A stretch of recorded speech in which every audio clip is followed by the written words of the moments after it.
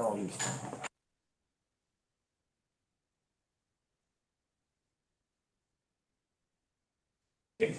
Super. Should we start?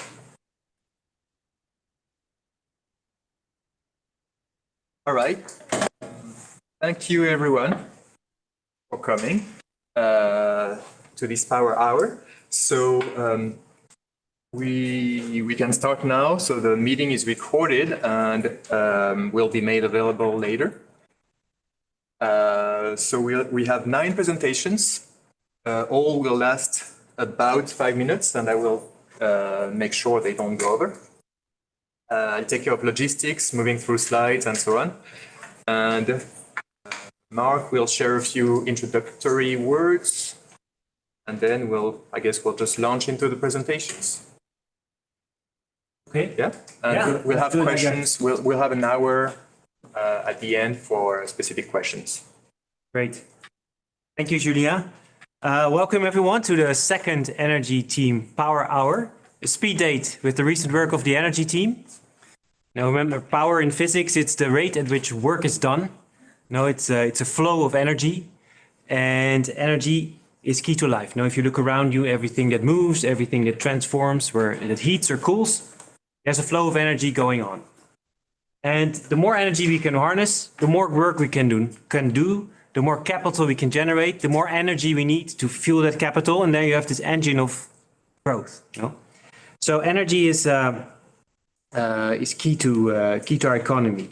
And that means that if there's a disruption of supply, then our machines come to a halt. And if the prices hike, people are constrained in their actions.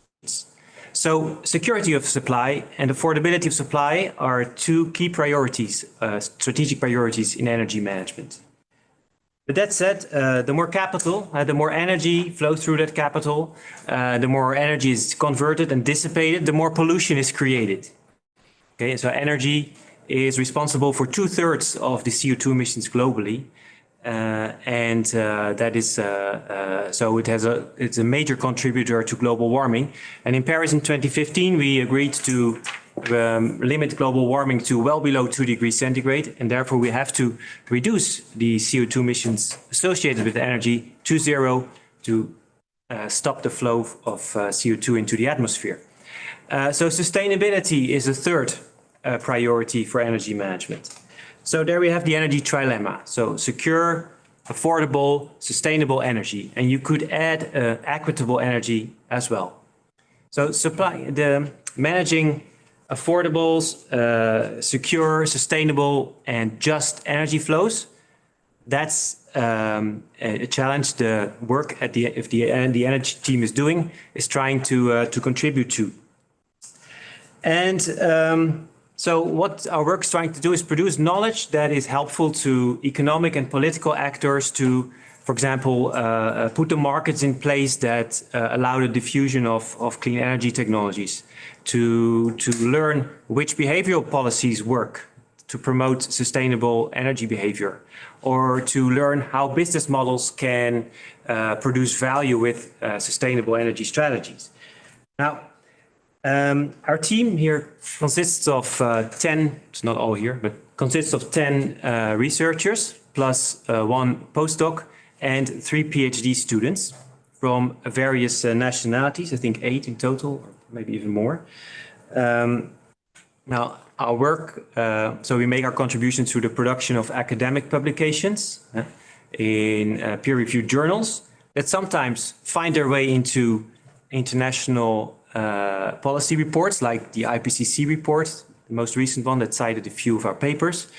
We do, some of that work is funded by the European Union and other national science foundations sometimes. And a significant share of that work is done in the context of the Chair Energy for Society, which is led by Karine Sebi.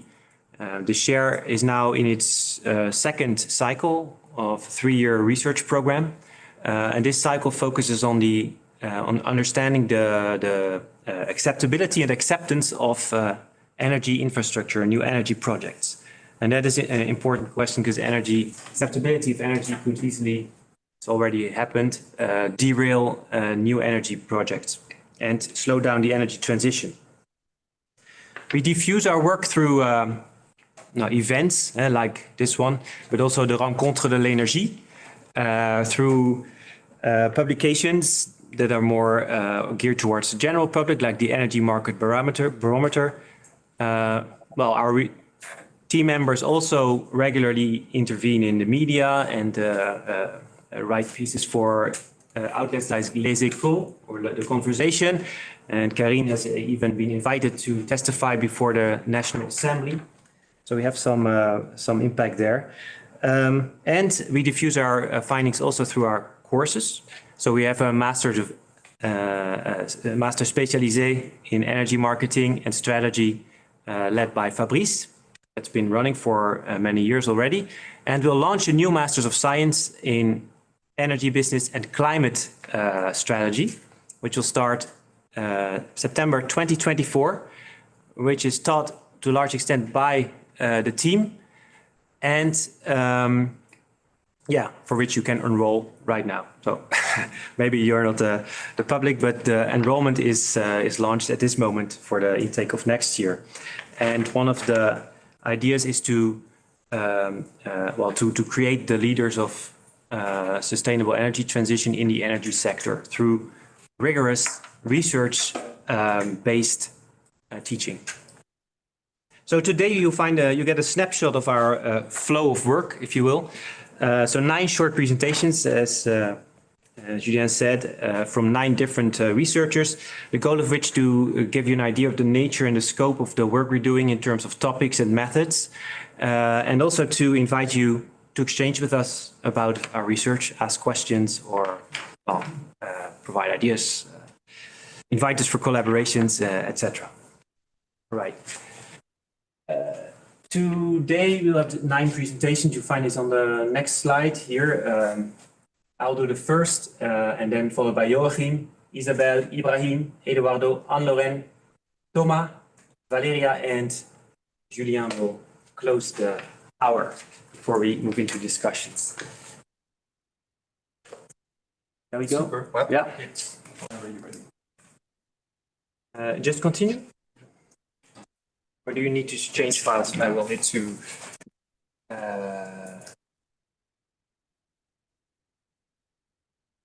Yes.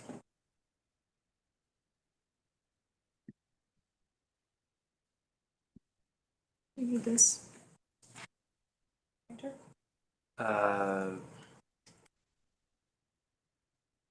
Yes.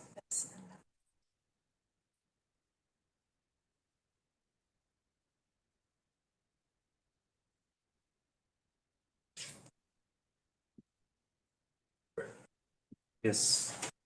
All right. Okay, here it is. Yeah, so I'll present work on the paper we do with Hatem Adam and Joachim Schleich about adoption of energy efficiency technologies and energy efficient behaviors in developing countries. And we look specifically at the role of energy and financial literacy. Because we know from literature that household behavior regarding uptake of energy efficiency measures is irrational, in the sense that people leave money on the table.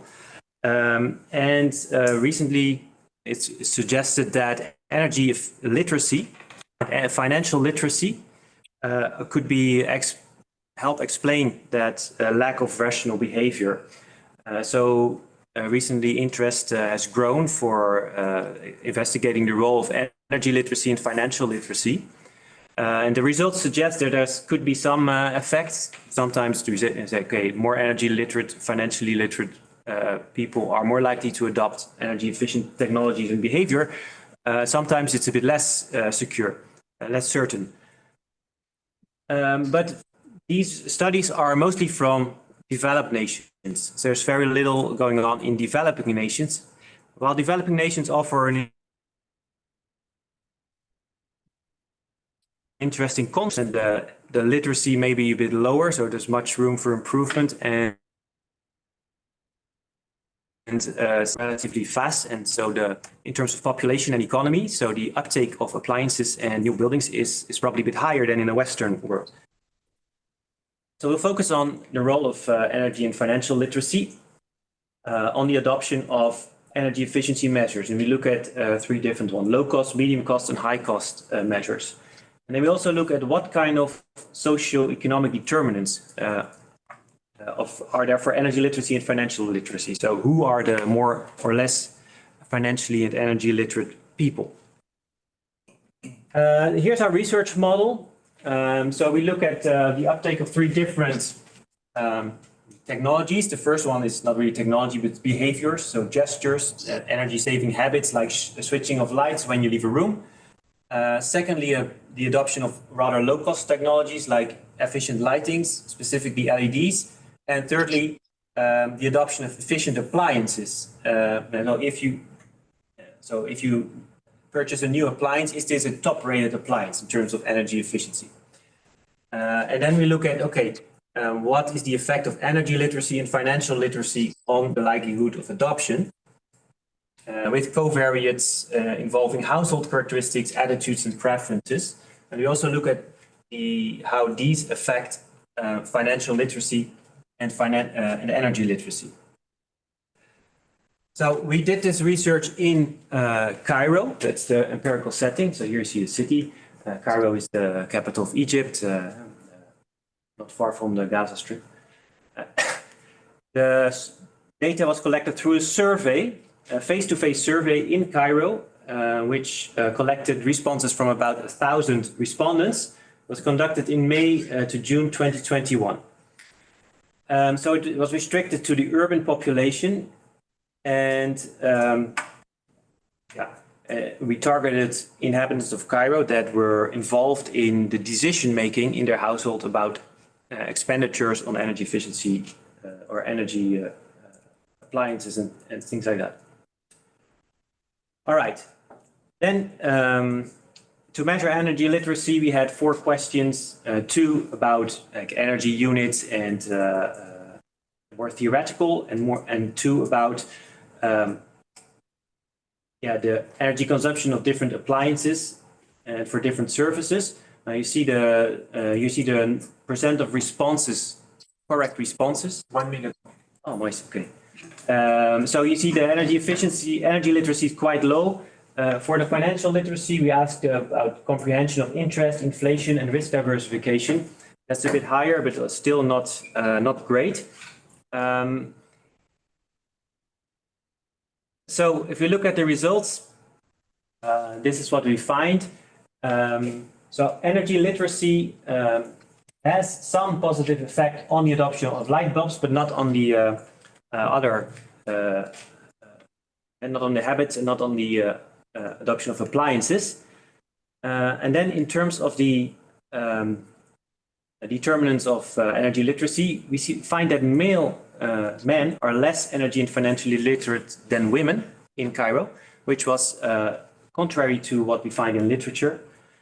We also find that low-income households are less financially literate, but not less energy literate.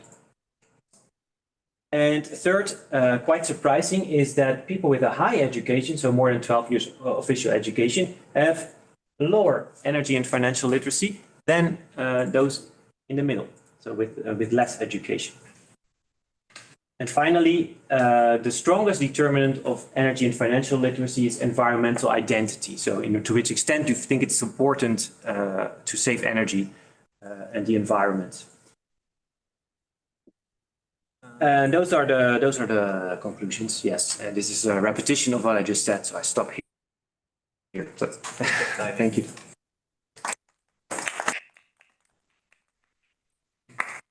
All right, Joachim is next.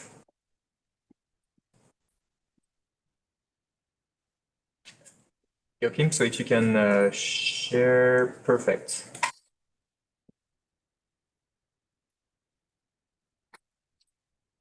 Okay, can you see the screen?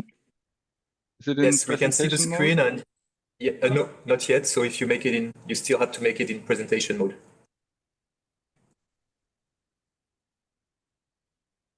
Okay.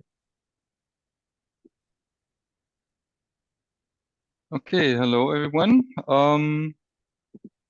So my presentation is about the individual willingness to pay for one's carbon footprint once you are informed about the size of your carbon footprint. So once you're informed whether your carbon footprint is rather small, medium, or larger in terms of tons of CO2. And this is joint work with a doctoral student from Fraunhofer Institute Systems and Innovation Research in Karlsruhe, Germany. And the background is, well, basically the Paris targets that Mark already referred to earlier. And that means countries like Germany, France, or the European Union as a whole, they need to become climate neutral by the mid of this century. So to this end, they're implementing policies like carbon taxes or the phase out of fossil fueled combustion engines or fossil fueled heating systems. But to some extent, individuals are also willing to pay for their carbon footprint by themselves. Let's say if you're flying to some distant destination, let's say you're flying from Frankfurt to Cape Town, South Africa, you have the opportunity to offset your carbon footprint. That means the money you're willing to spend voluntarily is used, for example, to finance energy efficient cook stoves in Nigeria, or to develop CO2 neutral kerosene. And it would cost you a round trip of about 120 euros in this case. So the trip from Frankfurt to South Africa, Cape Town. But why may people be willing to pay voluntarily? There are several reasons. One is they may be pure altruists, like they are generally concerned about the well-being of others. They may be intrinsically motivated. They may like the feeling of warm glow when they donate some amount, or they just want to behave according to social norms. And finally, they may have really strong environmental preferences. But the problem is in practice, unlike the example I've given you about the flight from Frankfurt to South Africa, people don't know the size of their carbon footprint. That means people may miscalculate their carbon footprint, and they may systematically underestimate the size of their carbon footprint.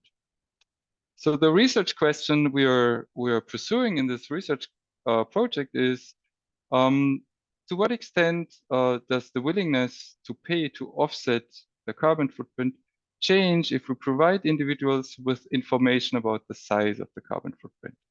So the mechanism we are presuming to exist is, okay, disclosing the carbon footprint will make individuals more aware, more conscious of their carbon footprint. This information becomes more salient, more concrete, and it provides a direct link between individuals' activities and the negative environmental effects. So methodologically, this is what we did. We conducted a demographically representative survey, an online survey, so not a face-to-face survey like in Cairo in the previous example. So this is an online survey in October 2020 among the adult population in Germany. So this was pre-COVID.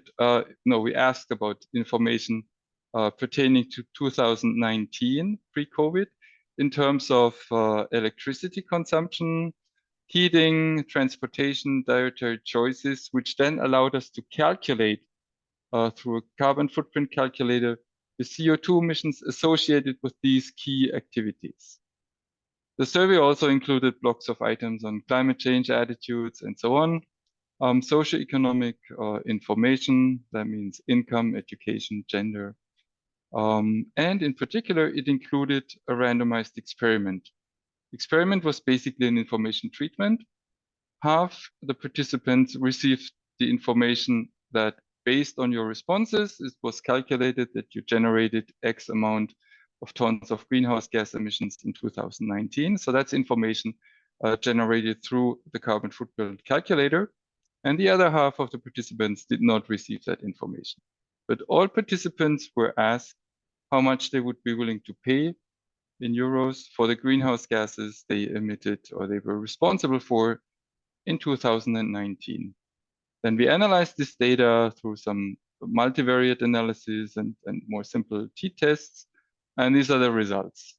So what we found is that providing the information about the size of the carbon footprint increased the individual average willingness to pay to offset the carbon footprint by about 16%, which corresponds to 8 euros, from 51 euros to 59 euros.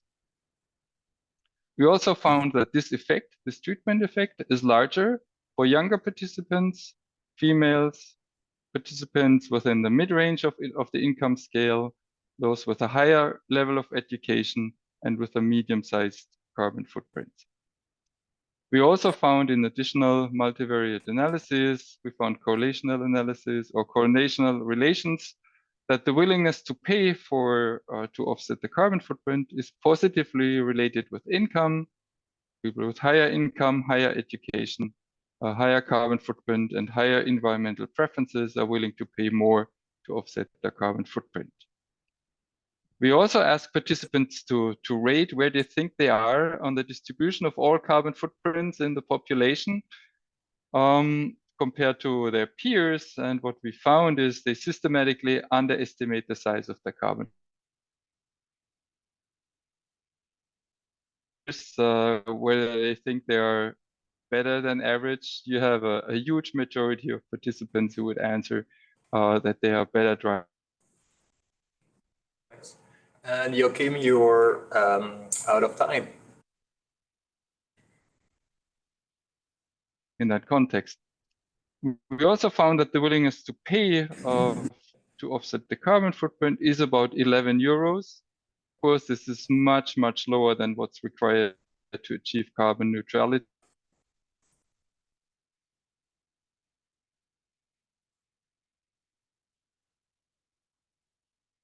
Super.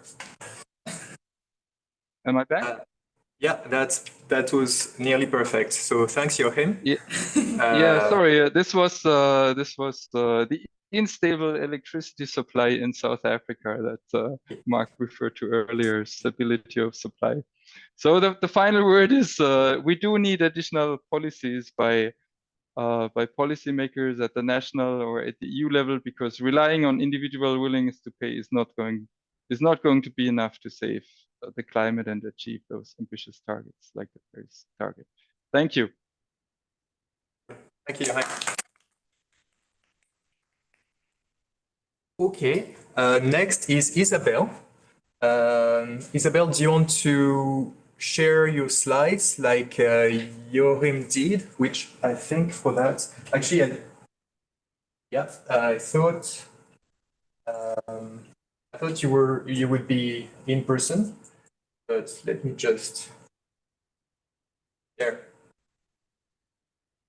Okay, you should be able to share your slides now, and you are muted, Isabel.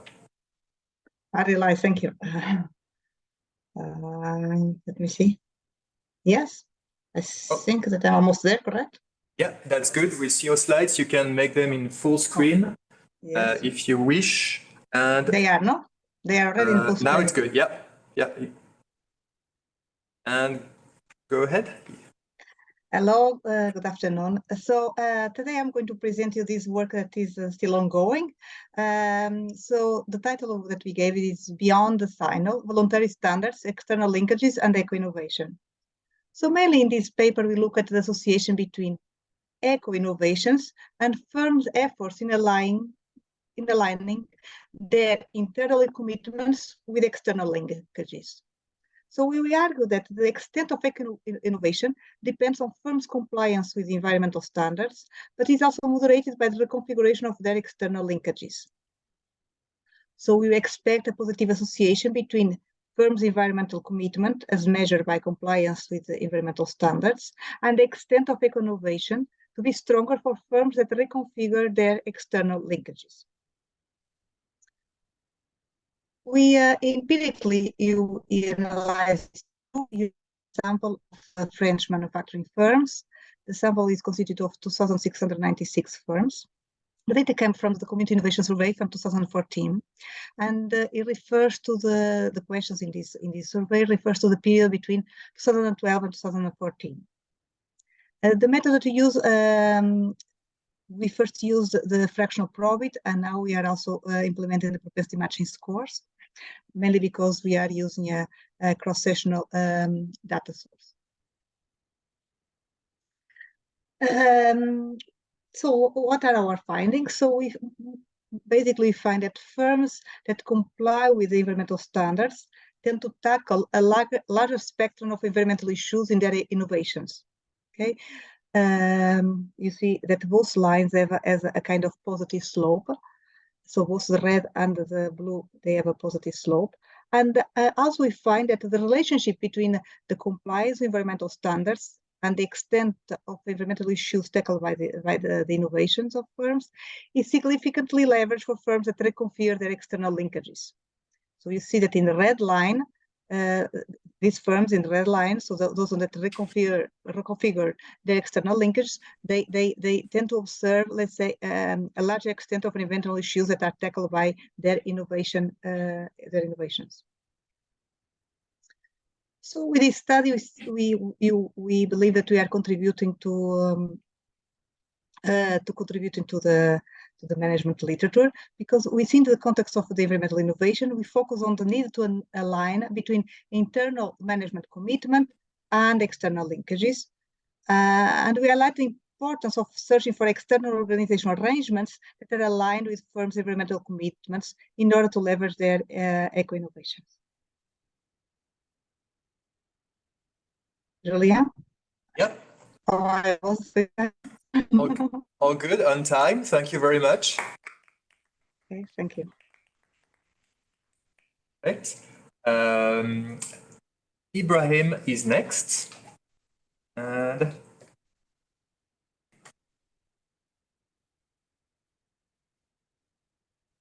I will put up your presentation. Wait.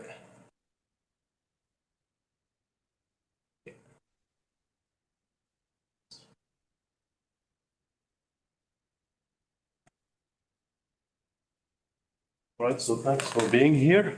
This is a joint work that I've been doing recently with colleagues from ESSEC and ENGIE.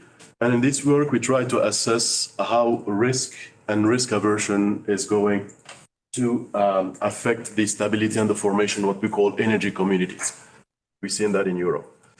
All right, so I think you'll see some presentation around this notion of energy communities. What are energy communities? These are a bunch of people. They can be households, they can be small companies, small businesses, living nearby, joining efforts to invest collectively in a renewable project. So it can be a photovoltaic production, it can be a wind production, for instance. So they mutualize, they invest collectively, and then they produce electricity. And there is a strong support for these initiatives, at least in Europe, by the European Commission for many reasons, the most important of which is that we believe that they're going to contribute to the decarbonization of the system and to the energy transition, and they're going to put really individuals at the center of the energy transition, which was one of the priorities of the European Commission. Now, what we've seen in the literature is that these initiatives are not scaling up. Okay, at least as compared to what we believed a few years ago. So we don't see more and more energy communities popping out in Europe, at least as compared to what we expected. And research has investigated already some of the reasons for that. You can invoke improper governance, some behavioral barriers. And most recently, we have been working on the notion of value sharing. So basically, these people, they go together for many reasons. One of the reasons can be the financial incentives, right? They go together, they invest in a photovoltaic panel, then they produce part of the electricity that they're going to consume, which means that they're going to pay less to the retailers and to the distribution system operator, for instance. So they earn money like that. So there is some value that is created. Now, how this value is going to be allocated among members of this energy community can be tricky. And what we have seen before is that actually some energy communities, if they start having members that are very different, that don't have the same incentives to join these initiatives, they're not going to form because they're going to be unstable. So what we do in this research is follow suit, and we try to see how risk is going to affect these energy communities. Well, by risk is basically randomness. So I told you that you create some value. Now this value in this case can be risky, can be random. Why? It's because solar production, for instance, is random. It depends on meteorological conditions. What you earn when you inject the surplus of electricity in the grid, if you produce too much with respect to your consumption, for instance, can be risky because what we call the feed-in tariff is how much you get In a lot of countries, it's being indexed on the market prices to have some efficiency, and these market prices are risky. So overall, there is some risk. And we know from the literature that if people start fearing risk, okay, it's what we call risk aversion, that they invest less. So what we try to assess here is how risk is going to affect the stability and the formation of these energy communities. What we find is that if you start having members being too risk averse, so they fear a lot risk, then there is no stable allocation of risk. So if you want to have a fair allocation of risk so that everyone is incentivized to stay within the whole energy community, then the community is going to break. You cannot find that. And on the other part, what we find as well is that if you start having heterogeneous aversion to risk, it's like members not very risk averse and member quite risk averse, this will break the community as well, which is quite problematic. And then we can investigate how we can help. And what we find is that if the state or the commission really wants to advocate the development of these initiatives, they have to acknowledge the detrimental role of risk and to help these energy communities by providing some risk sharing instruments, for instance, between the state and the energy communities. So we investigated 1 minute. Okay. So what do? Basically, we do models. So it's not going to be empirical. We don't do a lot of stats, as we've seen. We do some of stats. So basically, this is how we highlight the risk drivers that we are going to model. So this is the PV production. We do some statistics to have some noise around that. And this is the feed-in tariff that is linked to the market price. So in terms of methodology, we do some stats to simulate the risk drivers. We do some finance analysis to model risk aversion and see how people behave with respect to risk. We do some optimization theory to calculate the optimal investments and the risk. And most importantly, we do some game theory, what we call coalitional game theory, to really find stable allocations of risk, right? And then we apply our model to a certain number of energy communities in France. So what do we find? I told you about this already. Risk is problematic for the stability of these energy communities. If members have too high level of risk aversion, the community cannot form because you cannot find a stable allocation of risk. And if you start having people with heterogeneous levels of risk aversion, it can also create a problem for the stability of the energy community. So what do we recommend is that policymakers really acknowledge the important role of coordinators, or what we call community managers, in implementing risk-sharing schemes that make everyone happy so that everyone wants to stick in the energy community. And then we see what happens, as I told you, if you want to develop adequate risk-sharing schemes between the states, willing to take part of the risk or exchange some risk with the energy communities, and we find that it can solve the problem like that. Thanks.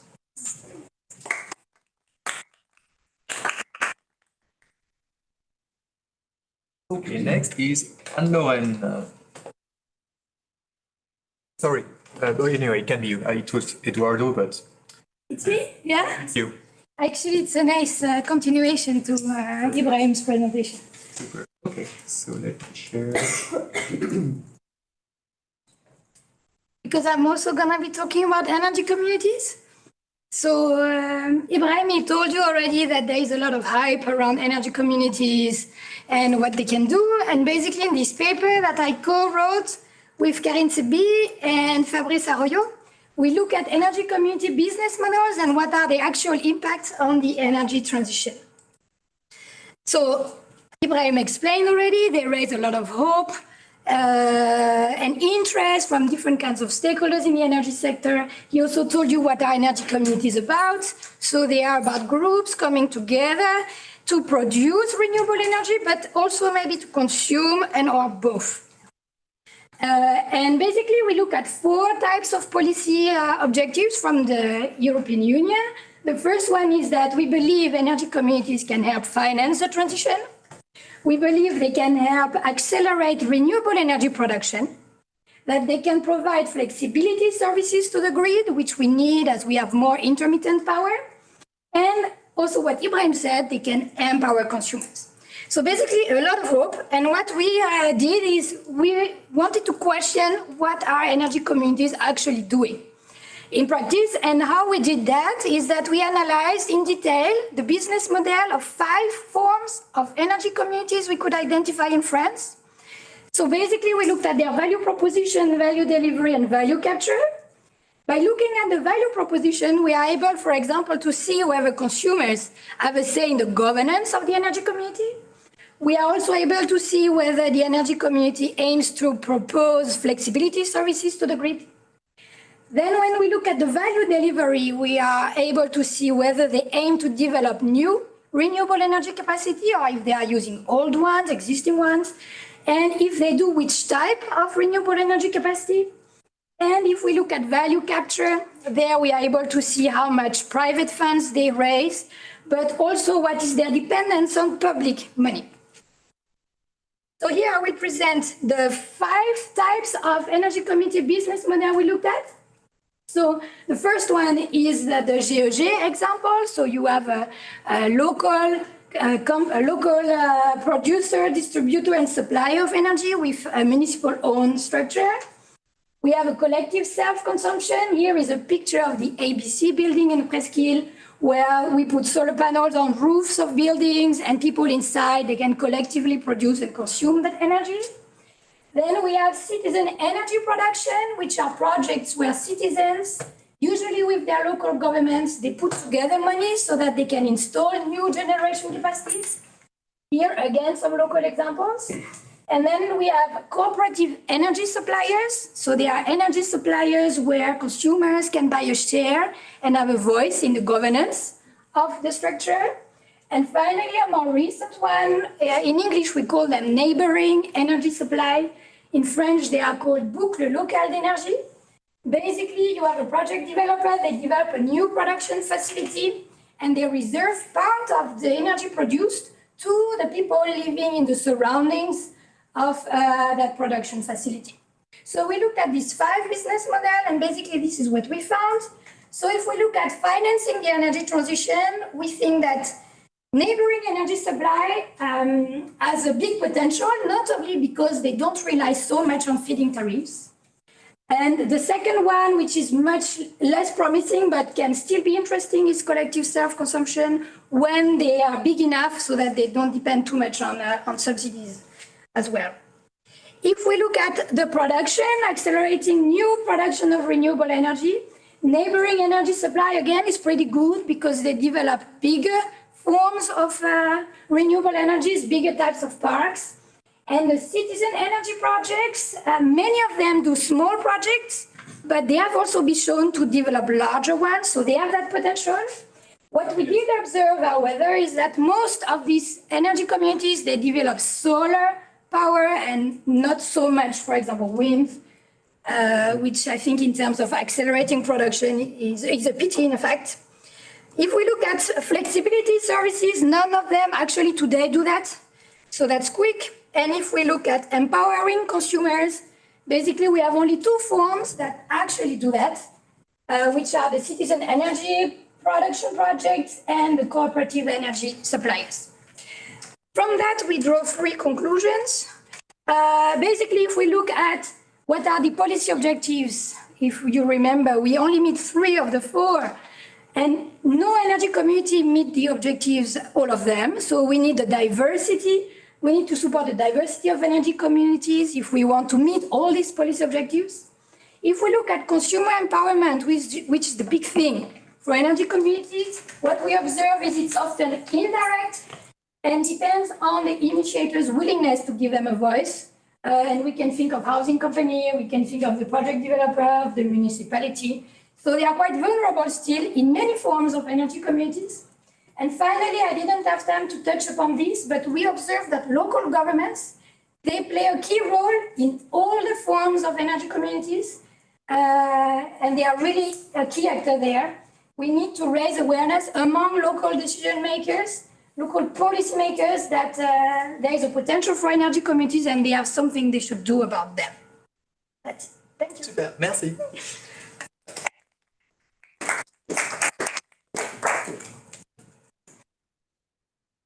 Eduardo. Yes.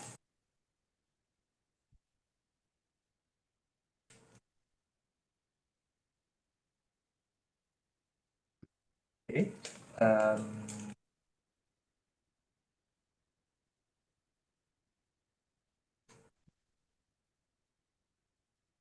And you're on. Okay. Well, hello everyone. My name is Eduardo, and my presentation is about What is unique in sustainable business models for the base of the pyramid? This is not connected with my project in the energy society chair. This is more the empirical result of my thesis during my PhD. I think it's interesting. It's connected a little bit with the use of the business model pillars for analyzing value or even energy communities. Okay, so if it were necessary to summarize the objective of this kind of research, I would say that is like an empirical validation, a theoretical validation of different concepts that are used for explaining the sustainable value creation by sustainable business models. However, I think it's necessary to introduce or to present two different concepts, one, the business model, and the other one, the sustainable business model. So business models are, business models portray the logic how a company propose, create, and capture value from fulfilling the needs of the clients. However, in a nutshell, the business models is an explanation of how economically they are producing value, not only for the client, but also for the focal company that is orchestrating the business model. Recently, there is a new type of traditional or economic business model, which is the sustainable business models. Basically, these sustainable business models are explaining how the sustainable value, or in other words, economic, social, and environmental value is produced by a collaboration, a complex collaboration of different actors in a system. Even if they are different, the sustainable and the traditional or economic business models, there is a key concept that is necessary for analyzing the way of producing this sustainable value or the economic value, and this is the activities. So why? Because activities are the real source of the value creation. So according to the literature, there are many different types of sustainable business models. This is an archetype, 8 different archetypes for categorizing all of them. However, during my PhD, I realized that there are 3 pillars of conventional business models that are used for explaining both the creation of economic value in traditional business models, but also the sustainable value creation by sustainable business models. To me, this is a little bit a problem because why 2 theoretical concepts are used for explaining 2 different social processes and 2 different results. So my assumption was that it was necessary to challenge the 3 pillars of the 3 pillars of traditional business models in order to observe in what extent they were able to explain both type of processes. So the first part of my PhD, I was focused on analyzing a lot of papers, 98 papers from the literature, in order to confirm that extensively the 3 pillars of business models are used for explaining both the sustainable value creation and the economic value creation.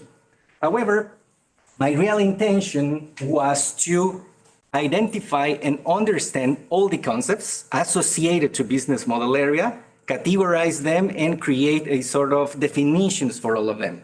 More importantly, I created a hierarchy of analysis for business models in which I'm taking into account the analysis of activities, later the elements, later the components, and finally the perspectives on business models for the analysis of sustainable value in any kind of business model, even the sustainable 1 minute. business models.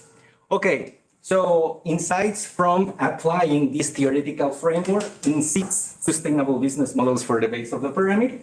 2 insights. One, I confirmed that the 3 pillars of business models are insufficient for explaining the sustainable value creation.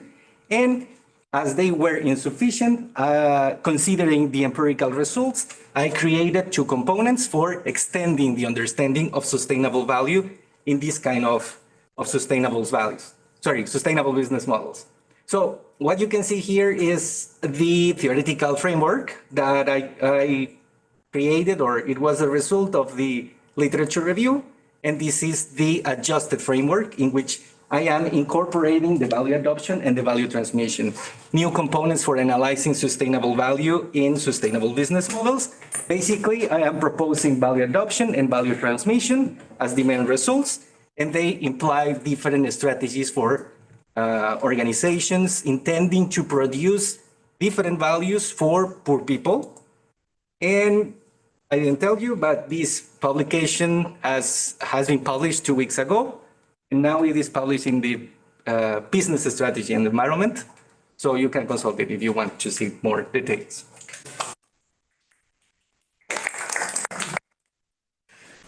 Super. So now, Thomas, if you can share your presentation, that would be great. And can you see it? Yeah, perfect. And also, I'm not really able to warn you of the time, so if you can manage your own time, that would be awesome. Yeah. Super. Yeah, try to. But actually, that would be easy because this is a really project in progress. And I would like to talk with you about water around the globe and show you a method, another method than the other you've seen, in order to show some diversity within the team. So why I'm focusing on water? Because we all know that it's pretty related with development and many of these dimensions like production, conflict, health, risk, environment, governance, and so on. On the other side, we are interested in water to appraise sustainability. And some of you may know that there is a huge debate in economics about in between this strong and weak sustainability, but a very few empirical comparison of these two approaches. So we know that water is an overshooted planetary boundary. We have these two types of sustainability, so different dimensions behind water, like some human uses and more environmental related uses. And to grasp this dimension, we would like to focus on water security. With my colleagues, Gregory Giuliani and Julia, we wanted to appraise this water security worldwide, and we saw that there are very few global appraisal and measurement of water security around the globe and in a dynamic perspective. So this is the main question of this paper. How has evolved water security over the years and in different places, and then how it associates with different development outcomes. So the main point here, and the first one, is about measuring water security. What is it? There are three main components behind water security, and this is the one we are grasping here. First, the environment, the ecosystem vitality, like water availability, water quality, biodiversity, and so on. Some socio-economic conditions, you know, we need water to live and so on. So what are our different uses and the accessibility to the water. And finally, water comes with some hazards, droughts and floods all over the years, and sometimes within the same years. This is the three dimensions we are approaching here. And to do this, we use Earth observations. Especially, we use the Copernicus and the Sentinel-2 satellites and their data since 2003. And we divided the globe in squares of 50 kilometers by 50 kilometers with data available each week. Then, to measure the weak and the strong sustainability, we have two scenarios. The first one is a weak one. We give 1/3 of to each component, environment, social, and hazard in terms of weight. And in the second one, which is the strong sustainability scenario, we weight much more the environmental aspect. So as you can see here is the 8/10 and another 10 for the social economic aspect and the hazard one. Now I would like to present the preliminary result we get from this. So basically, what do we observe? And what is the evolution of water security? Here are the maps that come from our data for the current state first, in 2019. You see at the top the weak sustainability scenario measurement, and in the bottom, the strong sustainability scenarios. What we can see, and as it's expected, globally, the strong sustainability scenario shows a picture that is worse than the weak sustainability one, okay? But there are a few exceptions right there. Especially in North Africa, don't know if you can see here, North Africa, and in North America, and at the very north as well of Asia. Okay. Now, regarding the and another point that is important, it's that basically the developed countries have way weaker strong sustainability than the developing countries. Now, if we want to look at the evolutions, which is of importance, we compare the values from 2003 to 2019, again with the weak scenario at the top and the strong scenario at the bottom. And what is interesting is that the two pictures do not show the same pattern of change. Especially, you can see in sub-Saharan Africa that when you look at the strong sustainability scenario, the situation is getting better, while it's not the case with the weak one.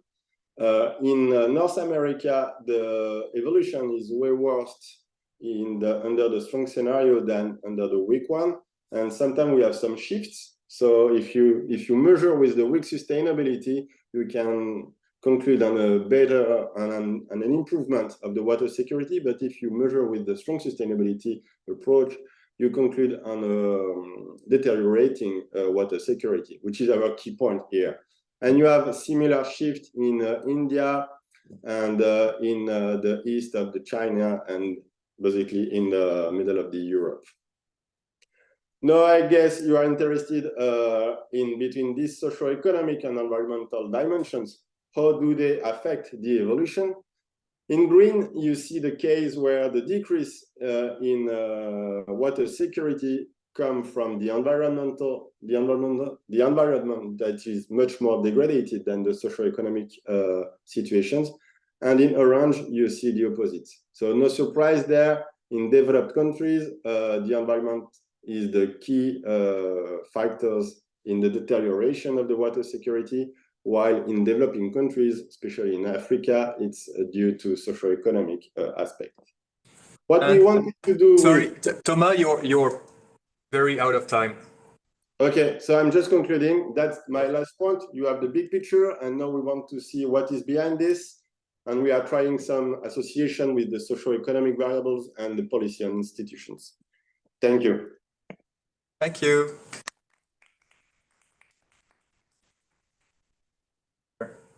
Now is Valeria.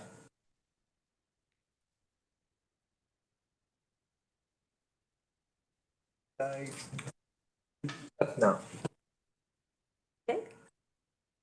So this is the joint work with Joachim Fleisch and Karin Sebi, and that's been conducted in the context of the energy share for society. And it's about motivated reasoning for onshore wind energy. So what does it mean? So if I ask you whether this sentence was true or false, whether the Olympic Games were held in Beijing in 2004, you'd simply report your best guess. What is your best guess? The answer you think is correct. Okay? Why? Because this is a neutral question. So you'd simply report what you think is true, is correct. However, sometimes there are some questions that might be more challenging for your identity. For example, we could ask you whether this sentence is true or false. For example, this sentence is saying if cows that are usually close with wind turbines produce less milk than other cows. Okay. So in this case, you might report your best guess, so the answer you think is correct, okay. Or you might follow your identity. What does it mean? You might say that this sentence is true if you're against wind energy. Okay. So you say, yes, cows that are close to wind mills produce less milk. So you'd say yes, because you have a strong you have a strong identity against wind. Whereas you might say false, okay, if your identity is really pro-wind, okay? And this might be independently of your best guess. So you just follow your identity if your identity is strong enough, rather than reporting your best guess. And actually what we try to do with this study is to see if this actually happens. So if the environmental or the wind, let's say, identity is strong enough to make people not reveal their best guess when answering surveys. So how did we do this? We actually just finished the data collection 10 days ago. So results are very preliminary. We did an experimental survey that was incentivized on a nationally representative samples of the Adult Corporation in France. And participants answered a quiz that was true-false, and they had to answer 10 questions about wind energy, and they were all factual sentences. Okay, so they all had a real answer, a correct answer. So, for example, here you see some sentences that people had to say yes or no, true or false. Sorry. So, for example, the fact that cats kill more birds than onshore windmills, wind turbines. And what did we do? Okay. So we have all participants answering the same 10 questions, but we have some treatment. So we have one control group, okay, in which participants simply answer these 10 questions, like in normal opinion surveys. And then we have other treatment groups, okay, and in two of them, we provide financial incentives for the correct answers. So for example, if they answer 6 questions correct out of 10, they received 60 cents in this first treatment here. And in the second treatment, they received 1.80 euros. Okay, so they really received money for this, for answering correct. And what is the idea? The idea is that if incentives have an effect, okay, it means that people prefer to follow the identity when they are not incentivized to give the correct answer. So what do we find? We actually find that financial incentives have an effect on the share of correct answers when the sentences highlight positive aspects of wind. So our interpretation is that some people don't want to admit the positive aspects of wind because they're against wind unless they receive money to do this. Okay. Why? Because there is some motivated reasoning going on. Okay. On the other hand, we find that financial incentives, actually, this is a bit surprising, reduce the share of correct answers for questions that highlight negative aspects of wind. Okay. What does it mean? It means probably that people don't know the real negative aspects of wind or have actually negative information. For example, about the fact that not all the materials to construct wind turbines are present in France, etc. So we find these two different effects depending on whether the sentences highlight positive or negative aspects of wind. Final result, okay, we observe some polarization, okay, in the responses, so that wind supporters, so people who have an identity that is in favor of wind, let's say, give more correct answers for questions that highlight positive aspects of wind. And the opposite is true for people who have a negative wind identity, let's say. And we also find some effect of political orientation, so that right-wing and extreme right-wing people are more likely to give wrong answers for sentences about positive aspects of wind. And that's it. Super. Thank you very much.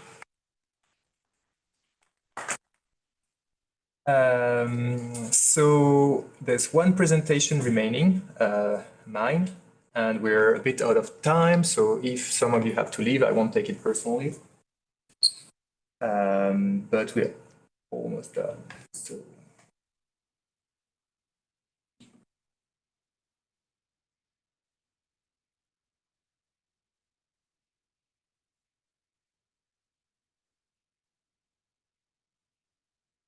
And I will try to check my own time. Okay, so this project is a work in progress. And so I'll present some preliminary results. So for background, so the renewable hydrogen is hydrogen produced with renewable energy, typically wind or solar energy. And it is considered an essential piece of the energy transition because it will allow, it would help with some really serious technical problems. For instance, the integration of intermittent renewable energy, like Ibrahim mentioned earlier, or the continuation of industrial activities which currently cannot be electrified, like steel making or ammonia production. So we have renewable hydrogen, and states and firms tend to base their strategies and policies on energy modeling research. So it's the kind of research that you will see in journals like Nature Energy, Applied Energy, or Joule. And it is quite impactful. For instance, you will find papers from these journals cited in pretty much all state strategies when it comes to hydrogen and other, but basically energy transition at large. So here I'm focusing on energy modeling papers, academic papers, which themselves focus on renewable energy.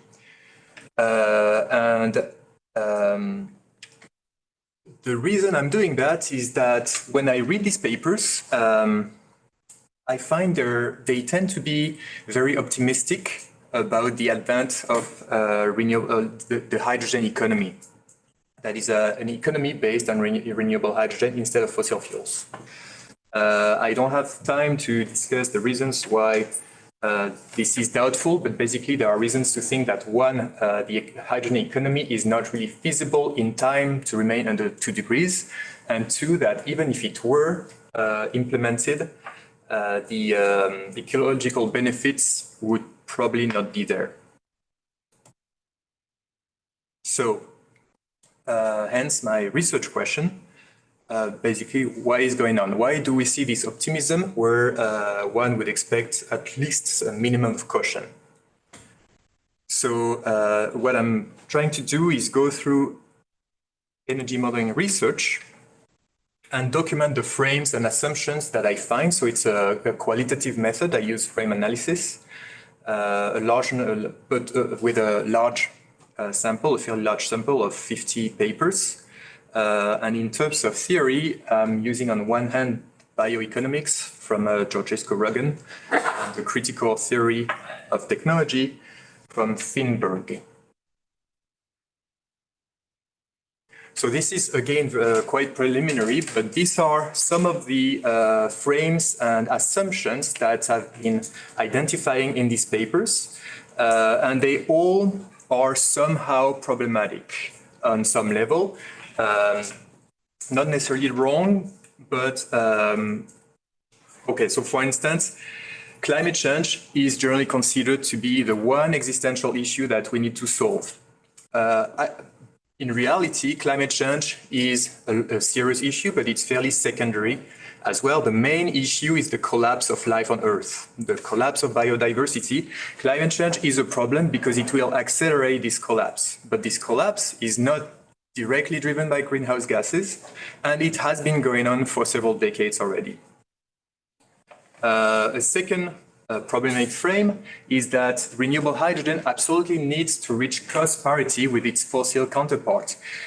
The assumption behind that, of course, is that if it doesn't, it will never be uptaken by the market, right? So it just won't happen. So we need renewable hydrogen to become as cheap as gray hydrogen or diesel. It's rational under capitalist rationality, but actually, when you think about it, if the outcome is a life on the planet, one can wonder whether the cost variable is relevant rather than feasibility or desirability.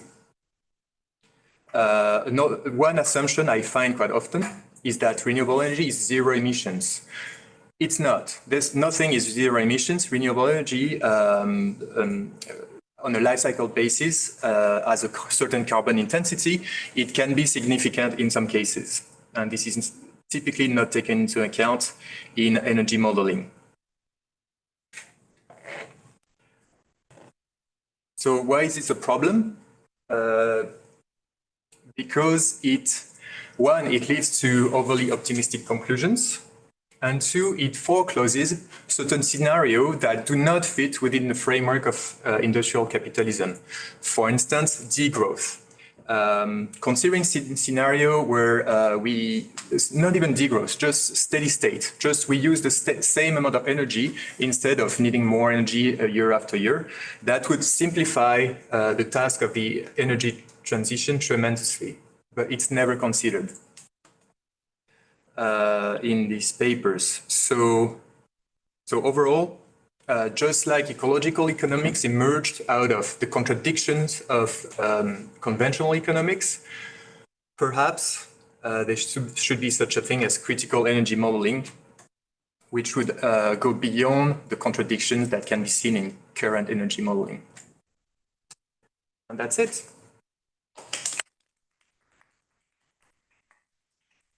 Thank you. And if you have questions, yes.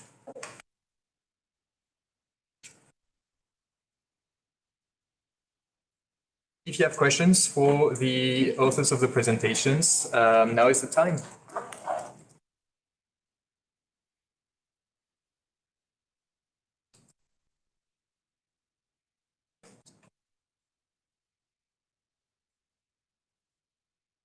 Okay. Such a lot of questions, for example, for sustainable hydrogen. What do you mean by sustainable hydrogen? Renewable hydrogen. It's hydrogen that is made through electrolysis, typically out of wind or solar energy. That's the standard definition. Okay, but hydrogen itself is a lot more energy dense than diesel or gasoline. But these fuels are made from oil. They are not generated. So you use a lot less energy to produce them than for hydrogen. So it cannot be theoretically cheaper to produce than petrol or diesel. You cannot, literally, you cannot. You mean you just have to extract petroleum from the ground? No, I don't think the objective should be to produce hydrogen cheaper than petroleum or diesel. I think we should focus maybe more on some other types of energy, like nuclear energy or something, because this can be cheaper. So hydrogen is not a form of energy; it's an energy carrier. That is what I mean. Right? Yeah. So hydrogen can be made out of nuclear energy as well, and there are plans to do so. It can also be made out of petroleum, coal, all sorts of things. Yes. So I'm not sure I understand your question, but I mean, what's the point of making hydrogen and using it rather than using, for example, electricity? yeah, well, because in some applications, electricity cannot be used. For instance, ammonia production relies on large quantities of methane, CH4, and there's no way to electrify this process. We need methane, and it produces a lot of CO2, whereas it can be done with hydrogen and renewable hydrogen instead. So ammonia is one of the precursors of industrial fertilizers, and so it's not something we can really do without, but it's responsible for something like 15% of global emissions. So that would be one of the applications where electricity on its own cannot help. Oh, okay. I thought we can extract methane, harvest methane from cows. From cows. I mean, when cows fart, they produce methane, and we can actually capture it and use it. I can see some technical difficulties with that. There are companies who already utilize this technology. And this is not a joke. It's funny, but it's not a joke yet. I haven't seen it, but okay. Yeah. Yes. And maybe a question for Ibrahim, very interesting, the topic you're researching on. Wonder if there is any case study already of a state that shares the risk with any energy community in your risk. Have you found any states where it's really a new policy initiative? Yeah. No, not for energy communities. The state, for instance, is willing to share some risk with big companies investing in nuclear production, for instance. France does not that. But that's one of the conclusions of the paper, is that maybe the state should also engage in these risk mitigation, risk sharing schemes with smaller scale producers, including households. Yeah, this would facilitate the development. I actually found one example of risk taking by the state. which applies to some types of citizen energy projects, where in the front part, before you get the permit and all these things, you have to invest a lot of money already, and maybe your project never happens because you have protests or something. And in France, there is a fund that has been created where there is a mutualization of this risk. So for that front part, which is nothing to do with after, there is some things exist, at least for France, I don't know other countries. Is that for a household or? For... No, this is for collective projects. But including households? Which could also be households, yes. But it would be like hundreds of households together. So I guess there's like some constraints, like a threshold on the number of, on the size of the they have to be big enough. I don't remember, I could find it again if you want to know. If you have the name, that would be. Yeah. I have a question. Are you guys interested in carbon capturing technologies? I have a DBA student from California who actually does his research on that. CDR, carbon dioxide removal technologies. Because if we decrease our pollution to zero, the carbon dioxide that is in the air right now, it will still be there and it won't go away for like another 100 years. So yeah, so I think it's way more efficient to develop some carbon capture plants in order to make an impact right now. Yeah, that student of mine is doing now, we are making a taxonomy of what are carbon dioxide removal business model. We can see what is the diversity and how complex are their supply chains, how do they want to organize this. I have an idea for it if you want, I can share. Yeah, you can share it with me maybe. Okay, so there's a bacteria that was discovered in the near some place where there was a volcanic activity, and so it's very efficient in capturing carbon, and when it dies, it basically sinks to the bottom and stays there. So the captured carbon stays in that bacteria. So basically, we can capture carbon through this technology, deposit it on the ocean floor, and there you go. And then, if we want it, we can harvest it later, and you know. I can tell him if he has found out this one. But generally speaking, there are such technologies already exist. They're called trees, grass, soil. Okay, trees actually do not capture carbon long term because trees themselves, they rot, they emit even more greenhouse gases. And so, yeah. So basically, if you pile up all these trees and etc. just somewhere and bury it in the ground, then it will stay there. But it's very energy inefficient. So basically trees and grass and all this doesn't work. Only ocean and maybe some things like that work because they capture carbon forever. I think that the new form, I think the opposite, but I'm not expert in this.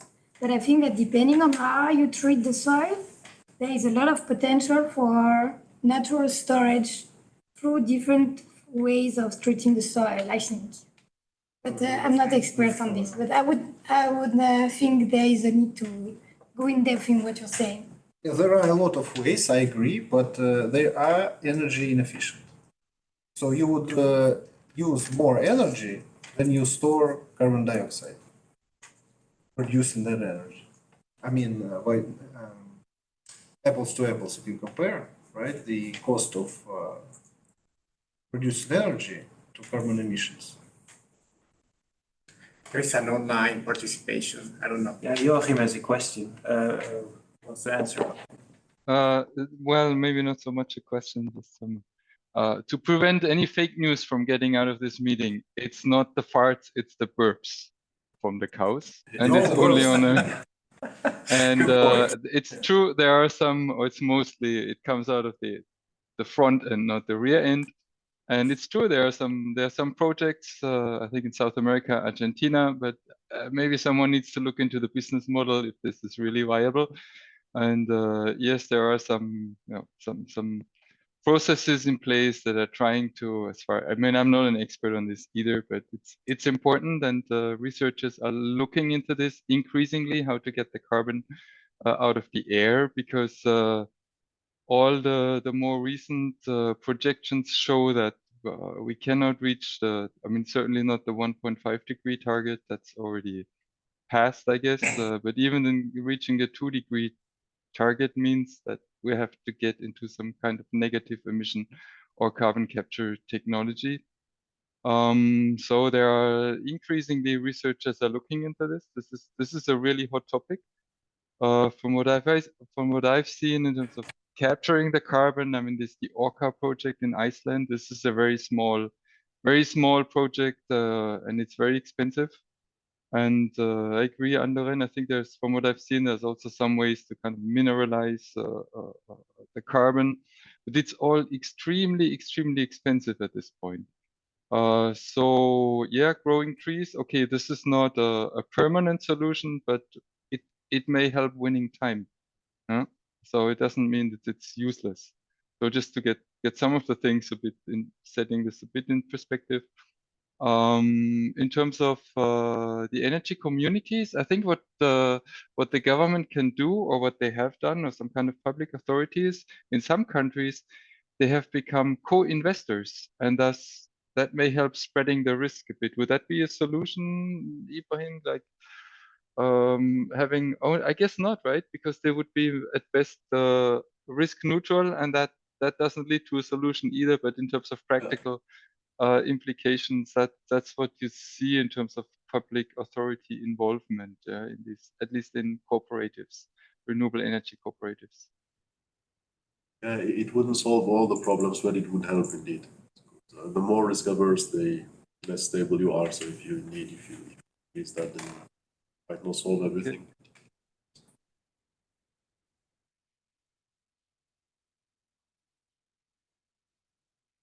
Any more questions?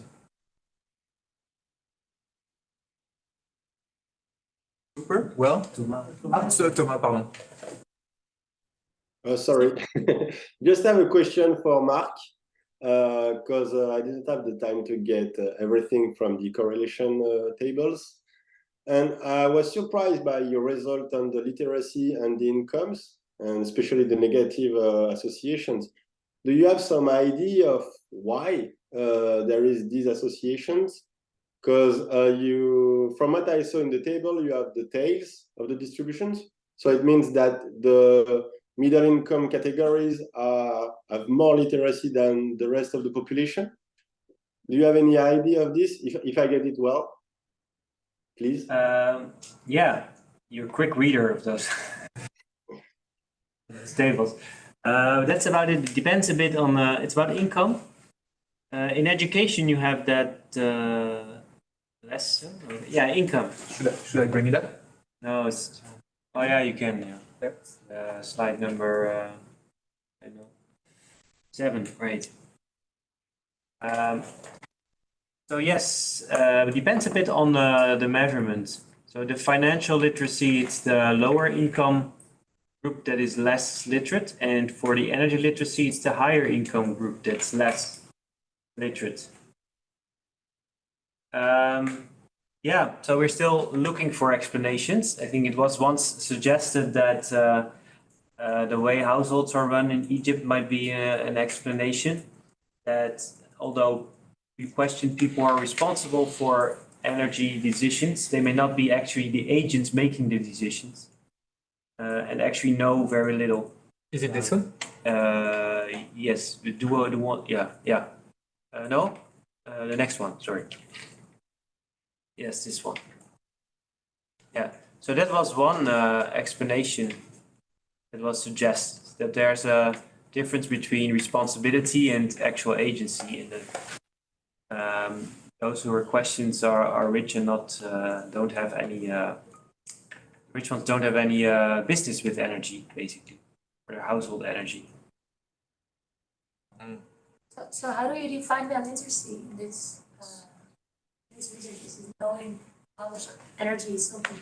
Yeah, it's constructed from 4 questions about energy. So 2 questions about energy units, like what units is energy consumption measured in. Okay. Second question about how can you calculate the power of an appliance or the energy consumption, power times time.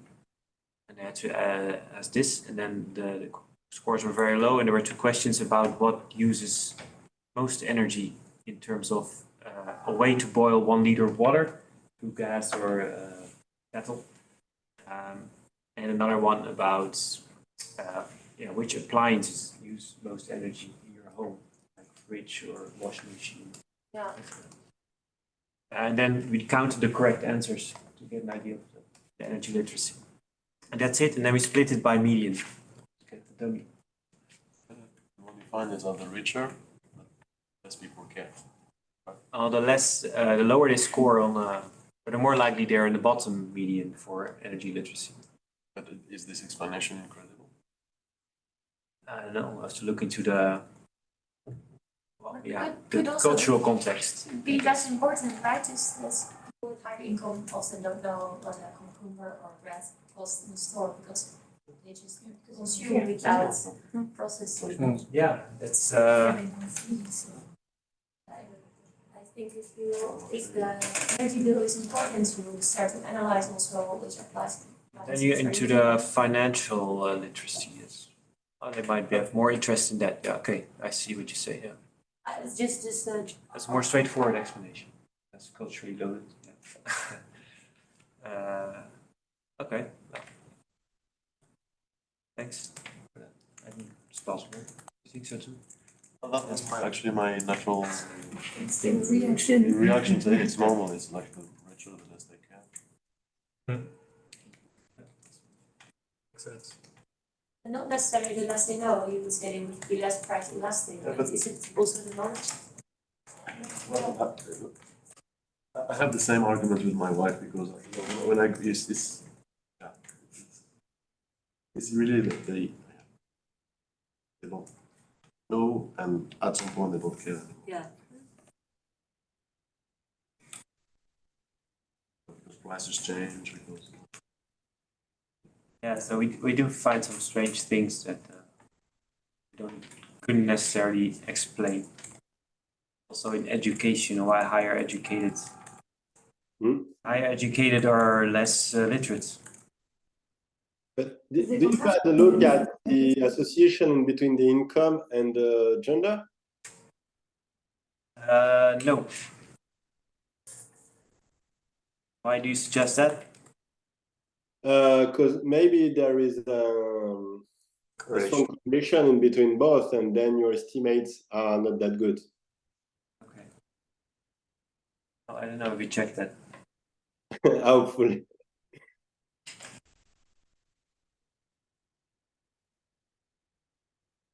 Super. Okay. Thank you, Mark. Yeah, thanks for the question.